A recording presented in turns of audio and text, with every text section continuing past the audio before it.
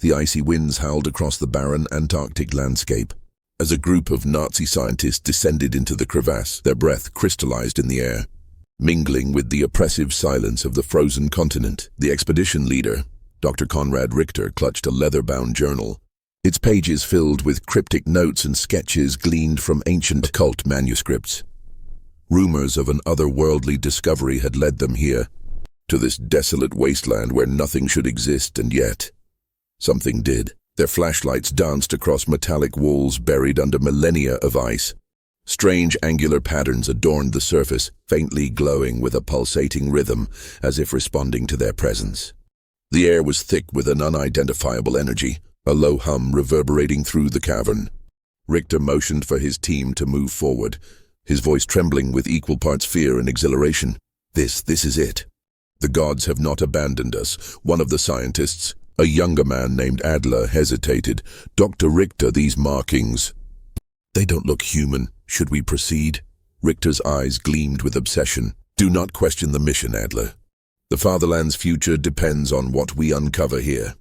As they pressed deeper, they encountered an entryway, a seamless door that seemed to melt into the surrounding structure. With the press of a button on a strange alien console, the door hissed open, revealing the interior of the craft.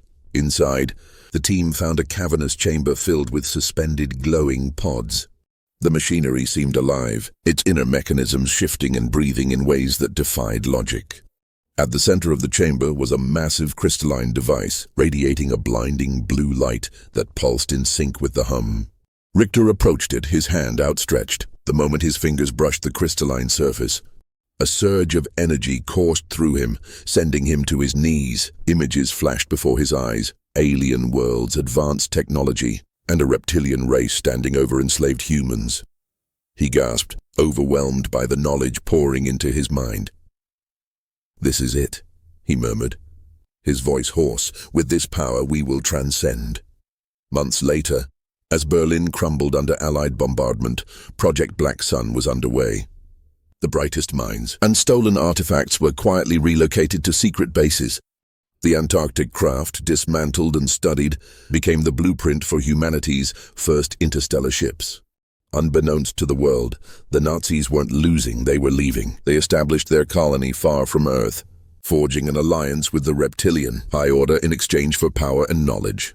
The price was steep, Earth's subjugation, orchestrated from the shadows by their extraterrestrial benefactors. Humanity's destiny was rewritten that day, though they would not realize it for generations. The year is 2087. Earth is a bustling world of technological marvels but simmering unrest. Mega-corporations dominate daily life, with governments reduced to figureheads. Wars, pandemics, and economic collapses seem orchestrated, leaving humanity divided and distracted.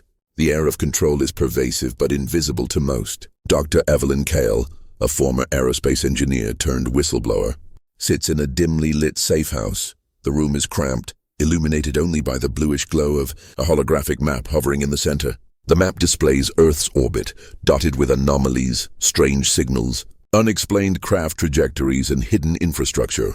Evelyn's fingers dance over the controls, zooming in on a specific signal emanating from the lunar surface. They've been here all along, she whispers, her voice heavy with conviction. Her team gathers around her. Each member is a misfit in their own right, bound together by a shared sense of urgency and purpose. Commander Lars Greystone leans over the table, his imposing figure casting a shadow across the room. A seasoned ex-soldier with salt and pepper hair and a scar running down his left cheek. Lars exudes authority. If this is real, Evelyn, we're going to need more than just whispers and theories. People won't rise up unless they have undeniable proof, and we will get it. Evelyn responds firmly. The signals we've been tracking all point to one thing: a centralized control network manipulating global events. It's not just the corporations or governments. It's something far older and far more sinister. Anya Krieger, the youngest member of the group, smirks from her seat at the corner of the table, a hacker prodigy with neon-streaked hair and a penchant for sarcasm. Anya flicks her wrist to display a holographic feed of encrypted communications. She's not wrong. I cracked into one of the major defense systems last night. You wouldn't believe the layers of encryption on these files. It's like they were designed by, well, not us. The room grows silent as Kassor, a tall, sinewy reptilian defector, steps forward. His golden, slitted eyes scan the group. Though his presence is unsettling, his knowledge is invaluable. The High Order has been orchestrating your wars, your crises, for centuries, he says, his voice a low hiss. They feed on fear and chaos, using your leaders as puppets. But their power is not absolute. They rely on secrecy. Expose them, and they will falter. Lars crosses his arms, his distrust evident. And why should we trust you? Kassor, for all we know, this could be a trap. Kassor doesn't flinch, because my people betrayed me. I refuse to see another world fall under their control. His gaze shifts to Evelyn. There is a device, the quantum nexus. It is buried in your Nevada deserts, hidden within a facility you call Site Echo. With it, you can awaken your species to their true potential. But the journey will be dangerous. The High Order will stop at nothing to protect it. Evelyn locks eyes with him, reading the sincerity in his alien features. Then we have no choice. If the Nexus is what you say it is, it's our best shot at breaking free. Lars lets out a reluctant sigh. Fine, but if this goes south, I will hold you responsible, Kassor. The team disperses to prepare for their mission. Anya works on disabling security measures at Site Echo. While Lars reviews tactical plans, Evelyn stares at the holographic map. Her mind racing. The stakes are higher than ever, and failure is not an option. The team's stolen shuttle streaks across the starlit sky. Its sleek, black frame cutting through the darkness like a blade. Inside the cockpit, Anya furiously taps at a console, her face illuminated by the soft green glow of encrypted feeds. We've got 5 minutes before their perimeter systems figure out we're not supposed to be here. Let's make it count. Evelyn, seated beside her, tightens her harness. Lars, are you ready? In the cargo hold, Lars double-checks his weapons, as ready as he'll ever be. Kassor? The reptilian defector nods, his golden eyes focused. Their automated defenses will be swift, but predictable. If we stick to the plan, we will reach the vault. The shuttle lands silently in a remote section of the Nevada desert, its cloaking systems masking its presence. The team moves swiftly through the shadows, avoiding patrols and automated turrets. Anya's hacking expertise proves invaluable, disabling cameras and bypassing security protocols. As they approach the entrance to Site Echo, a massive, reinforced door looms before them. Kassor steps forward, placing a clawed hand on the access panel. The door shudders and begins to open. Inside, the air changes. The team is met with a cavernous space filled with towering alien machinery. At its center, the quantum nexus glows, its crystalline structure pulsating with an ethereal light. Evelyn steps forward, drawn to it. As her hand touches the surface, a vision floods her mind, a united humanity, free from manipulation, rising to the stars. But before she can fully process the vision, alarms blare. "We've got company," Lars shouts, raising his weapon as Black Sun enforcers pour into the chamber. A firefight ensues, the team working in perfect coordination to hold off their attackers. Kassor uses his knowledge of the facility to guide them to an escape route. With the nexus secured, they retreat to the shuttle, but not without cost. Lars takes a hit to his shoulder, and the strain of the mission weighs heavily on the group. Evelyn looks back at the facility as they take off. In a hidden colony on a moon in the Alpha Draconis system, the atmosphere within the Nazi reptilian command chamber is tense. The room's cold metallic walls reflect the eerie glow of holographic displays, each showing chaotic scenes from Earth, riots, protests, and escalating conflicts. A dozen figures surround a central table, their faces a mix of human and reptilian. At the head of the table stands Hauptmann Reinhardt, a Nazi officer preserved by reptilian biotechnology. His once human features are now augmented with pale, synthetic enhancements that make him appear more alien than man. The humans grow bold. Reinhardt sneers, his voice laced with disdain. He gestures toward the largest hologram, which shows the quantum nexus being carried onto the luminary's shuttle. They have taken what does not belong to them. They believe this will awaken them. Fools. Beside him, a towering reptilian commander known as Vecthora clicks his claws against the table's surface, his slit pupil eyes narrowing. The nexus must not reach the masses if it activates. Their latent abilities will evolve beyond our control. Deploy the satellites. Ensure the unrest spreads. Reinhardt nods, his lip curling into a cruel smile. And send a message to our enforcers on Earth. Increase their efforts. Crush the resistance before it gains momentum. As commands are issued, the holograms shift to display Earth's orbit. Hundreds of reptilian satellites, dormant for decades, begin to activate. These devices emit frequencies that heighten fear and aggression in human populations within hours. Cities across the globe are consumed by chaos. Governments declare martial law, and media outlets spread misinformation, further dividing the masses. Deep within the colony, a lone figure watches the proceedings from the shadows. Kasha, a reptilian scientist sympathetic to the humans, clenches his fists. The activation of the satellites signals a turning point, one that could mean the end of humanity's free will. He resolves to act, even if it means betraying his own kind. Meanwhile, back on Earth, Evelyn and her team receive reports of the spreading chaos. Anya pores over intercepted communications, her face pale. They've activated something big. Whatever these satellites are, they're not just watching us anymore. Evelyn frowns, her mind racing. Casor, what are we dealing with? The reptilian defector's expression darkens. The satellites amplify negative emotions, fear, anger, despair. They were designed to keep your species in a constant state of division. With them active, uniting your people will be nearly impossible. Lars slams a fist onto the table. Then we take them out. All of them. Casor shakes his head. It's not that simple. The network is controlled by a central relay on your moon. Destroying it would disable the entire system, but it is heavily guarded. Even reaching it would be a near impossible task. Evelyn steps forward, determination hardening her features. Then that's what we'll do. If we don't stop this now, everything we worked for will be for nothing. The team begins preparations for their most dangerous mission yet. As the unrest on Earth reaches a breaking point, the luminaries know they are racing against time and an enemy that will stop at nothing to maintain control.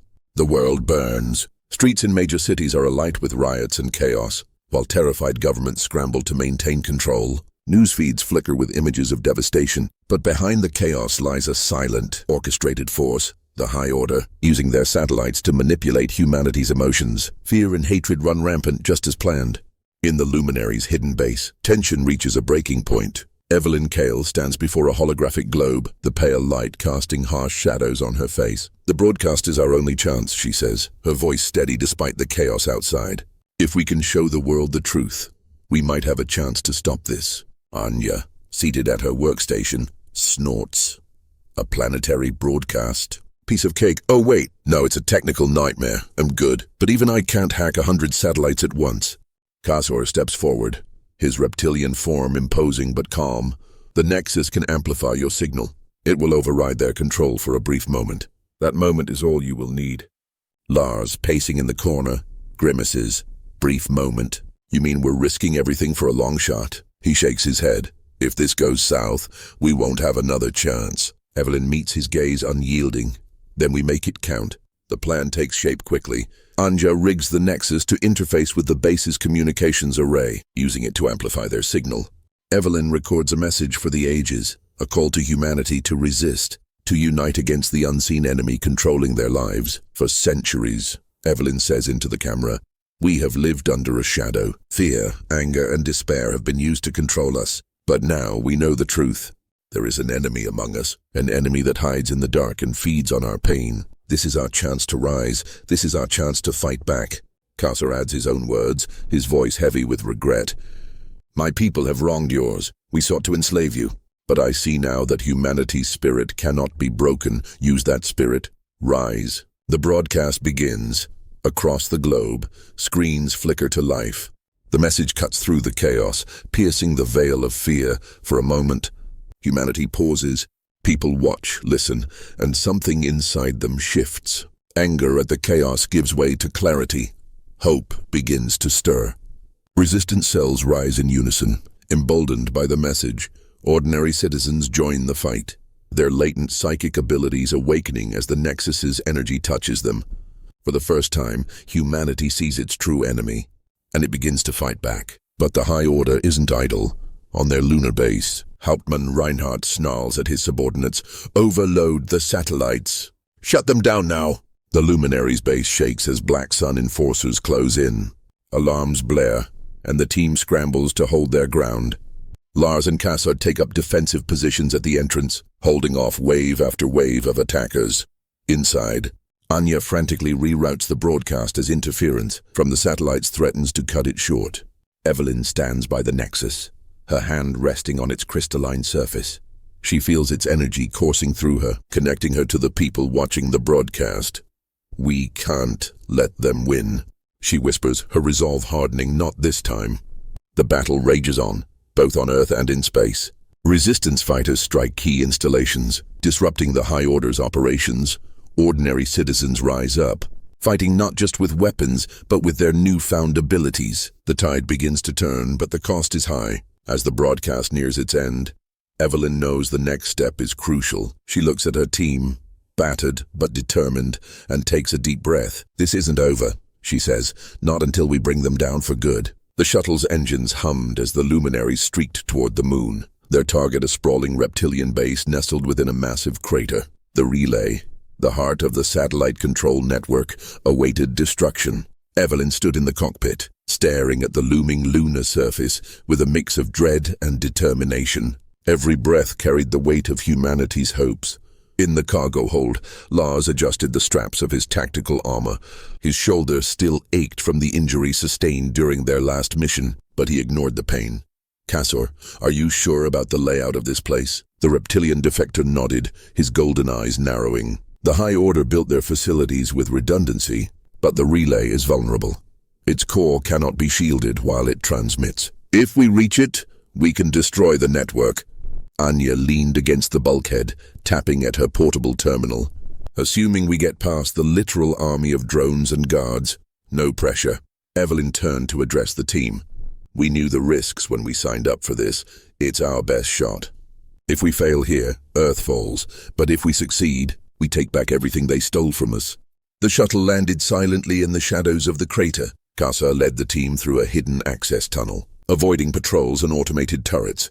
The lunar base's eerie stillness was broken only by the faint hum of machinery and the occasional clank of metal as drones scuttled across the facility. Inside, the team moved with precision. Lars took point, his weapon trained on every corner. Anya hacked into a terminal, disabling a series of cameras and unlocking interior doors. "We've got about 10 minutes before they realize we're here," she whispered. Kassor gestured toward a massive set of blast doors. "Beyond there lies the relay core. It will be heavily defended." Evelyn nodded. "Then let's make every second count." The blast doors slid open, revealing the core chamber, a vast, circular room dominated by a massive crystalline structure that pulsed with an otherworldly light. The relay extended upward, connecting to a series of conduits that fed into the moon's surface. And beyond to the satellites, a shrill alarm pierced the air as reptilian soldiers and combat drones poured into the chamber. Kassor snarled, leaping into the fray with a fluid, predatory grace. Lars followed, his rifle barking as he provided cover fire for Anya and Evelyn. "Get to the relay!" Lars shouted, his voice barely audible over the cacophony. Evelyn sprinted toward the core, dodging laser fire and explosions. Anya followed close behind, her portable terminal clutched tightly in her hands. Il set up the overload sequence. "Cover me!" Kassor roared, slamming a soldier into a console. "Move quickly! Reinforcements will arrive soon." The fight intensified as the team battled their way to the core. Evelyn reached the crystalline relay and placed her hands on its surface. A surge of energy shot through her, filling her mind with images. The High Order's rise, their manipulation of humanity, and the potential for Earth's freedom.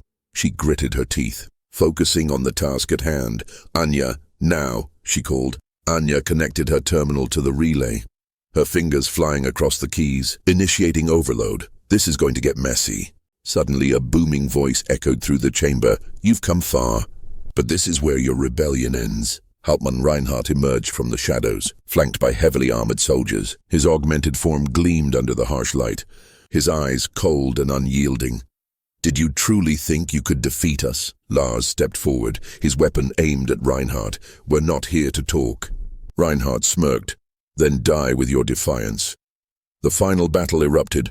Kassor engaged Reinhardt in a brutal melee, their movements a blur of claws and strikes. Lars and Evelyn focused on holding off the advancing soldiers, while Anya worked furiously to complete the overload sequence. As the relay began to destabilize, the chamber shook violently. Conduits sparked and ruptured, sending arcs of energy cascading across the room. Evelyn grabbed her communicator. "Anya, how much longer?" 30 seconds, if I don't get fried first." Anya shouted, ducking as a soldier's shot narrowly missed her. Casa roared as he plunged his claws into Reinhardt's chest. The augmented officer staggered, but his expression remained defiant. "You think this ends here?" he hissed. "The High Order will never fall." Casor leaned in, his voice a low growl. "Perhaps, but neither will humanity." With a final strike, he ended Reinhardt's life. The overload sequence completed, and the crystalline relay shattered in a blinding explosion of light. The shockwave rippled through the facility, disabling the satellites and severing the High Order's control over Earth. The remaining soldiers and drones faltered, their coordination lost. The team raced back to the shuttle as the facility began to collapse. They barely escaped, the explosion lighting up the lunar surface as they ascended into the void. The shuttle descended through Earth's atmosphere, the blue planet stretching out below like a jewel from the cockpit. Evelyn stared at the view, her chest tightening with a mixture of relief and uncertainty. They had won a pivotal battle, but the war was far from over. News of the High Order's defeat spread quickly across the globe. People emerged from the chaos, their emotions no longer manipulated by the satellite's control. The riot subsided, and a strange calm settled over humanity as the truth of their liberation began to sink in. In a hastily formed global council, leaders from various resistance cells met to discuss the path forward. Evelyn, Lars, and Casor stood at the center of the gathering, their presence commanding attention. The room buzzed with questions and emotions, hope, fear, and determination. "We've struck a major blow," Evelyn began, her voice steady. "But this is only the beginning. The High Order is weakened, but they are not gone. We must prepare for their return." A council member, a grizzled former general, leaned forward. "And how do we do that? We barely survived this fight." Casor stepped forward, his towering figure imposing but calm. "Humanity has an advantage now. The Nexus awakened abilities in many of you, latent gifts that the High Order sought to suppress. Harness them, train your people. When they return, you will be ready." Lars nodded, his voice firm. "We need to unite. No more divisions. No more fighting amongst ourselves. That's how they kept us weak. Together, we're unstoppable." Over the following months, humanity began to rebuild. Cities scarred by riots and destruction were slowly restored. The luminaries worked tirelessly, sharing the knowledge they had gained from the Nexus and Caso's insights into reptilian technology. Anya spearheaded efforts to develop advanced defenses, using fragments of the destroyed relay to create a new global communications network, one that could not be tampered with. "If they try to manipulate us again," she said with a smirk, "they'll be in for a surprise." Casa became an unlikely symbol of hope, despite his alien appearance. His dedication to humanity's cause earned him respect. He trained resistance fighters in tactics to counter reptilian strategies, ensuring they would never again be caught off guard. Evelyn often found herself gazing at the stars, her thoughts drifting to the battles yet to come. One evening, as she stood on a hill overlooking a rebuilt city, Lars joined her. "Penny for your thoughts?" he asked. She smiled faintly. "I was just thinking about how far we've come, and how far we still have to go. Well, get there," he said confidently. "We've got something they'll never understand, and what's that?" He gestured toward the city below, where lights twinkled like stars. "Hope, unity, the things they tried so hard to destroy." Evelyn nodded, her resolve strengthening. "Then let's make sure they never destroy it again." Far beyond Earth, in the depths of space, the remnants of the High Order gathered. Vecthora, the last surviving reptilian commander, stood before a council of shadowy figures. "They have grown stronger than we anticipated," he admitted, his voice filled with contempt. "But their victory is temporary. We will return, and this time, they will not escape." The figures nodded in unison, their eyes glowing faintly. "Prepare the fleet. The age of humanity is over, back on Earth." Evelyn and her team prepared for what they knew was inevitable. But this time, humanity would not be caught unprepared. This time, they would stand together. The shadows had begun to lift, and for the first time in centuries, the stars seemed a little brighter. Months after the destruction of the reptilian relay, Earth had entered a new age of unity and reconstruction. Cities began to rise from the ashes of chaos, their skylines gleaming with hope. Communities worked together to rebuild, free from the invisible chains that had bound them for centuries. But amid the optimism, the luminaries knew their reprieve was temporary. Evelyn stood in a sprawling hangar, her gaze fixed on the sleek form of a prototype starship. Its design was a hybrid of human ingenuity and reptilian technology, a testament to the collaborative effort that had emerged in the wake of their victory. The Starforge, as it had been named, was humanity's first step toward the stars, not as tools of the High Order, but as equals. Lars approached, his heavy boots echoing against the metallic floor.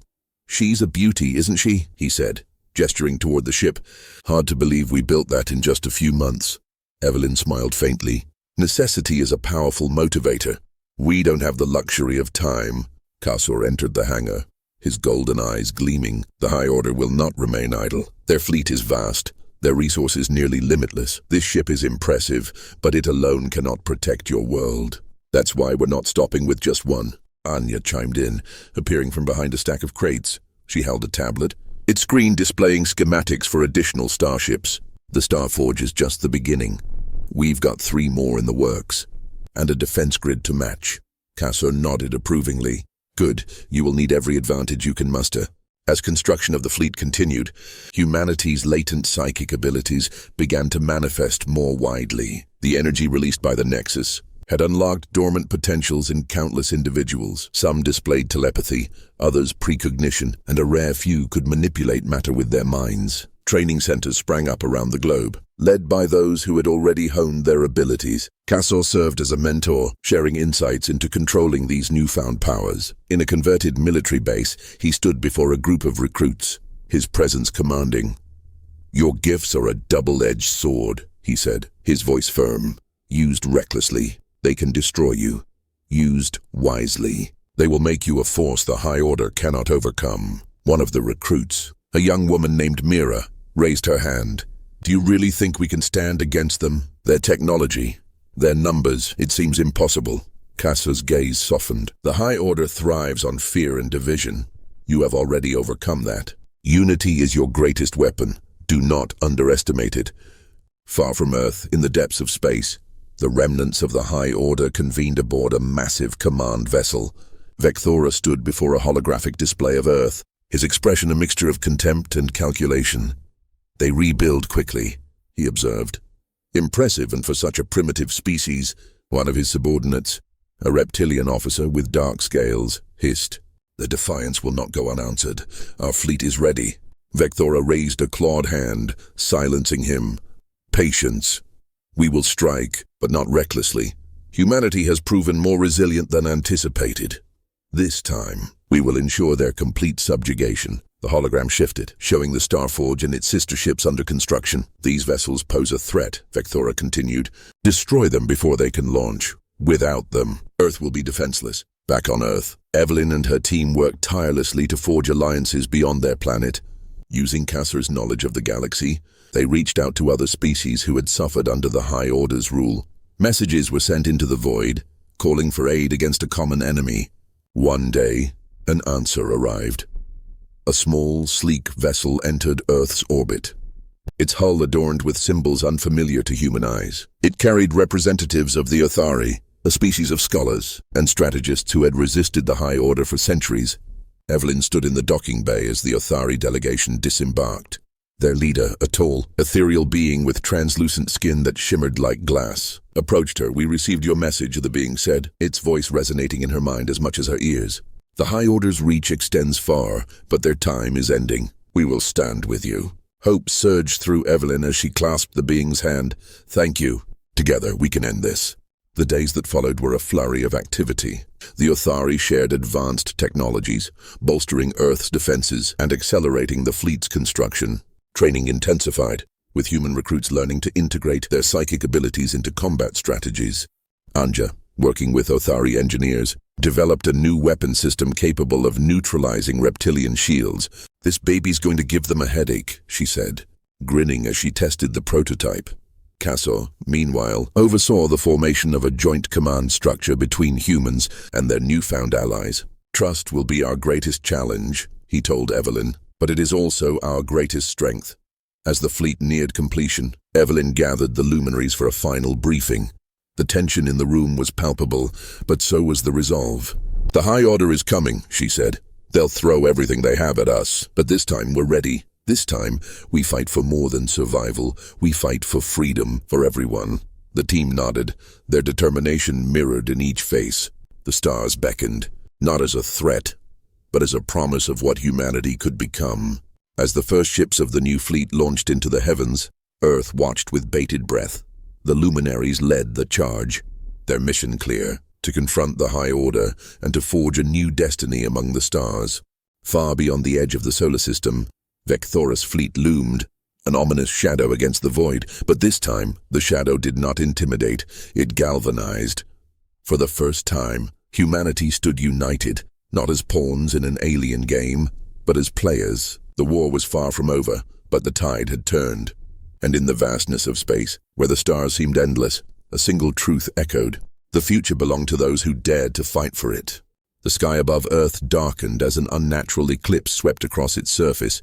The High Order's fleet had arrived, massive warships, their sleek black forms blotting out the stars, descended into low orbit, casting long shadows over the planet from the largest vessel. Vecthora watched through a holographic display, his slitted eyes narrowing with satisfaction. "Begin the assault," he commanded. His voice echoed across the command bridge, where reptilian officers and synthetic drones moved with precision. Earth defenses activated in response. The Starforge and its sister ships, now fully operational, rose from their orbital stations. Their hulls gleamed with a blend of human and alien engineering. Evelyn sat in the captain's chair of the Starforge, her hands gripping the armrests. "This is it," she said, her voice calm despite the tension in the air. "All ships, maintain formation. Do not engage until I give the order." Anya's voice crackled over the comms. "They're sending in drones, hundreds of them. Looks like they want to test our defenses." Lars stood at the weapons console, his hands hovering over the controls. "Let's show them what we've got." "Not yet," Evelyn said sharply.